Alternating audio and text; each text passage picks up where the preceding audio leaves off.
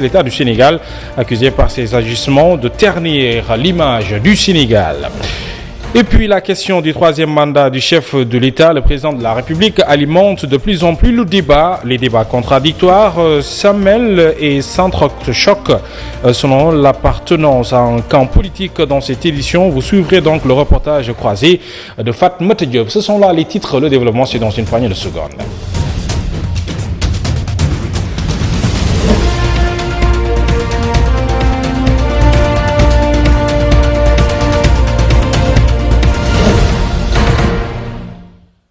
Merci de choisir la Sen TV pour vous informer. Je vous le disais en titre, les 14 commissions de l'Assemblée nationale ont été votées à l'unanimité, excepté le député de l'opposition, Cheikh Abdou Bara Dolly Mbacké, qui estime que le règlement n'a pas été donc respecté. Selon le député, le questeur Daouda Dia n'a pas sa place dans ces commissions finances. Nous l'écoutons au micro de Fatmata Diop. jàpp naa ne commission boobu kenn ko jox nga xamante ni moo si bokk mooy le questeur moom mi nga xamante ni moo yore xaalis Assemblée nationale. J'ai pas voté parce que cette commission a été confiée au questeur de l'Assemblée nationale. Il ne doit pas faire partie de cette commission car le règlement intérieur de l'Assemblée nationale l'interdit. Celui qui fait partie du bureau de l'Assemblée nationale ne peut pas faire partie des bureaux en charge des commissions. Si l'on veut de la transparence, on ne peut pas être juge et partie, mais ils sont en train de rectifier le tir.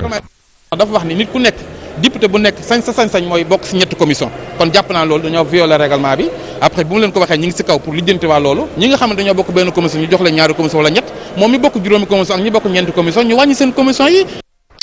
L'affaire Karim Wade sur sa réhabilitation qui a valu donc la tête du directeur des droits humains et le directeur du cabinet du ministre de la Justice continue d'alimenter les débats. Selon Toussaint Manga du Parti démocratique sénégalais, le gouvernement a failli et il est en train justement de ternir l'image du Sénégal en violant ses engagements. Nous l'écoutons toujours au micro de Fatmata Diop. C'est pas des fonctionnaires qui se sont levés pour aller là-bas. Ils ont eu des concertations avec le ministère de tutelle au préalable et ils ont porté la voix du Sénégal à travers le ministère de tutelle. Maintenant, si après la position du Sénégal, il y a des tollés et que l'État veuille revenir en arrière et en prenant comme fusible le ministre Amadou Ba, qui lui-même veut être candidat en 2024 et craint d'avoir en face de lui quelqu'un comme Karim Wade, je crois que cela montre le manque de sérénité que nous avons dans notre État. Ce qu'il faut est qu'il faut respecter les engagements que notre État prend au niveau international. Et ces engagements ont démontré que l'État du Sénégal doit aujourd'hui revoir le procès de M. Karim Wade et le réhabiliter et le mettre dans tous ses droits. Puis la question du troisième mandat du chef de l'État qui secoue justement la toile est toujours d'actualité. Selon le député Serigne Abdou Bara Dolly Mbacké, le chef de l'État essaie de distraire les Sénégalais pour faire passer ce troisième mandat pour Awagnan. Ceux qui sont avec le chef de l'État doivent être en mesure de parler du bilan du président de la République par rapport à ses réalisations et non de faire des sorties sur le troisième mandat qui n'est pas à l'ordre du jour. Fatmata Diop les a rencontrés lors de la plénière sur la ratification des listes des membres des commissions de l'Assemblée nationale. Pas de troisième mandat, c'est l'avis du député Cheikh Abdou Bara Dolly à l'endroit du chef de l'État Macky Sall. Selon lui, il l'attend de pied ferme car ses agissements montrent qu'il veut briguer un troisième mandat. Macky Sall li mu wax ni certes, il a refait la Constitution, mais il faut savoir qu'il a eu un mandat de 7 ans et un mandat de 5 ans. Donc, il peut se fier sur cela pour briguer un troisième mandat. Mais nous l'attendons de pied ferme. On ne va pas se laisser faire. Un débat inutile qui n'est pas d'actualité selon l'honorable député Awagnan. Pour elle, l'heure est de vulgariser les réalisations du chef de l'État. Je pense que notre communication doit s'accentuer sur les réalisations du président Macky Sall. Par exemple, il a donné 1 milliard pour les cancers, les femmes qui sont atteintes de cancer du sein ou de l'utérus, pour faire la chimio, la mammographie gratuitement. Donc, on ne peut même pas faire la communication sur cela à cause du troisième mandat. La question du troisième mandat du président de la République est loin de connaître son épilogue pour certains, tandis que pour d'autres, le chef de l'État Macky Sall lui-même a clos le débat sur la question du troisième mandat. Fatmata Diop, le débat autour d'un troisième mandat probable du président Macky Sall intéresse également les citoyens. Si d'aucuns excluent toute candidature de Macky Sall en 2024, d'autres restent sceptiques. Elle invite justement à clore le débat une bonne fois pour toutes. C'est un vox pop réalisé par Alassane Baldé. Pour moi, le président ne peut pas briguer un autre mandat. Cela renvoie à l'image des dirigeants actuels de ce pays. Pour moi, il y a beaucoup de non-dits dans ce débat sur le troisième mandat. Il y a aussi beaucoup de polémiques, mais on doit éclairer les Sénégalais, leur dire la position du président et comment ça va se faire. Mais si d'aucuns soutiennent cela, d'autres le contraire, et finalement, on ne sait plus. Ce qu'il a dit, c'est ça. Le président il a bloqué son mandat à 2, c'est fini. Donc s'il veut faire un troisième mandat, tout ce qu'il veut, c'est brûler le plus. Lui en bon citoyen, il n'a pas accepté. Mais dara clairu ci. Et dañ ko wara léral ben yoon jall ci leneen. S'il veut le faire, ce sera comme la Guinée ou bien comme la Côte d'Ivoire. C'est pas possible. L'Afrique, il faut qu'on change. Il faut qu'on puisse prendre nos responsabilités. Et nous parlons à présent de ces 70 ans de l'Institut de recherche pour le développement, une occasion pour le directeur de cet institut de revenir sur les nombreuses avancées scientifiques enregistrées ces dernières années de collaboration. Jean-Paul Moati est également revenu sur les enjeux de l'agriculture face au changement climatique. Nous l'écoutons au micro de Safiatou Bandiaï. Le problème, c'est d'éviter de faire en sorte qu'en poursuivant un objectif donné, on fasse des progrès avec la meilleure volonté du monde, mais que sans vouloir, on fasse des catastrophes sur les autres. Par exemple, il y a des publications qui montrent qu'il y a une certaine façon de lutter contre le changement climatique, donc de réduire les émissions de gaz à effet de serre, qui peut contribuer à ça, mais qui peut se faire au détriment de la sécurité alimentaire, si ça modifie pas dans le bon sens l'usage des terres et des sols.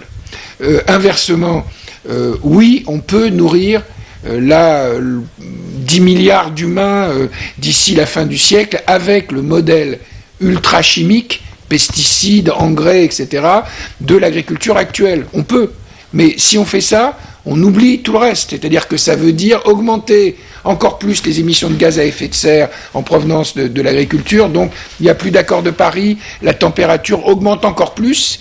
Et puis le lancement officiel du forum régional consacré sur l'expérience des soins pour la mère, le nouveau-né, des enfants et des familles subsahariennes s'est tenu ce matin et a été donc présidé par le ministre de la Santé.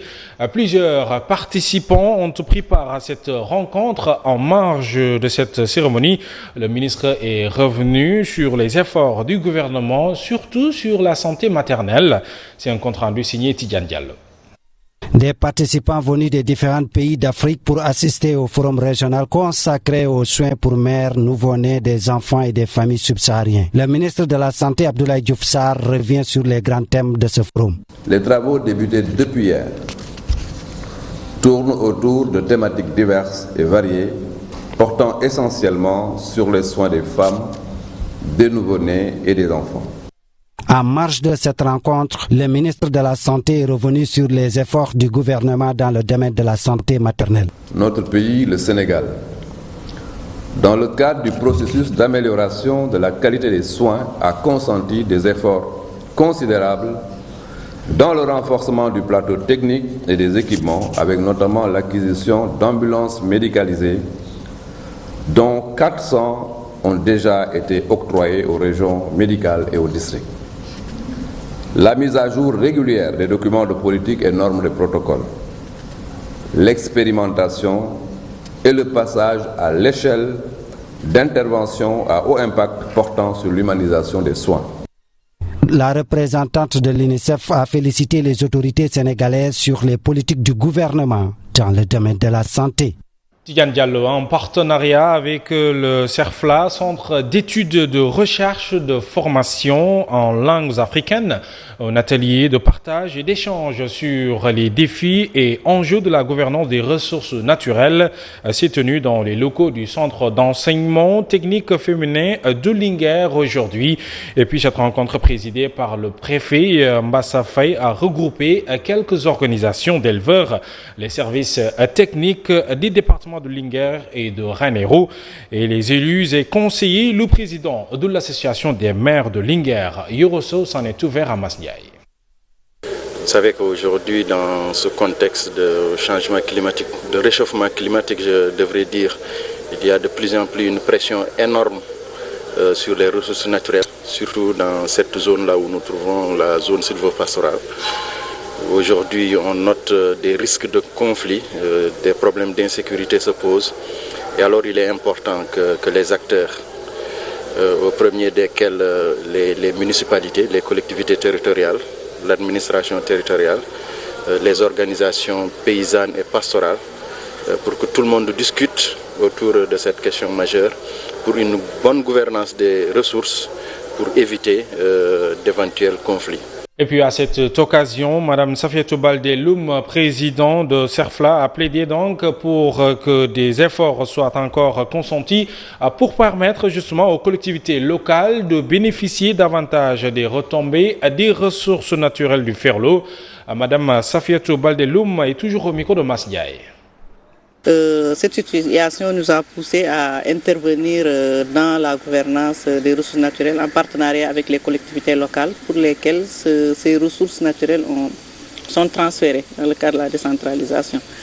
Donc pour aider en tout cas les communautés de façon globale et les conseils, les collectivités territoriales dans la gouvernance de ces ressources et pour anticiper d'éventuels conflits, nous avons pensé qu'il serait bon, dans un cadre beaucoup plus élargi, de pas seulement travailler avec les collectivités territoriales, mais dans un cadre plus élargi, de travailler avec les différents acteurs qui sont concernés par la gouvernance de ces ressources naturelles. Le nouveau directeur de la SICAP-SA a pris fonction ce matin. Ibrahim Sall a passé le témoin à Momodou Kassé.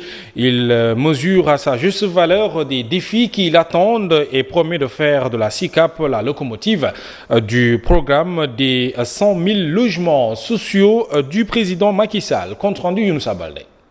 C'est dans une ambiance très relaxe que le nouveau directeur de la SICAP-SA a pris fonction. D'abord, son prédécesseur tire un bilan positif de ses 7 ans à la tête de la boîte.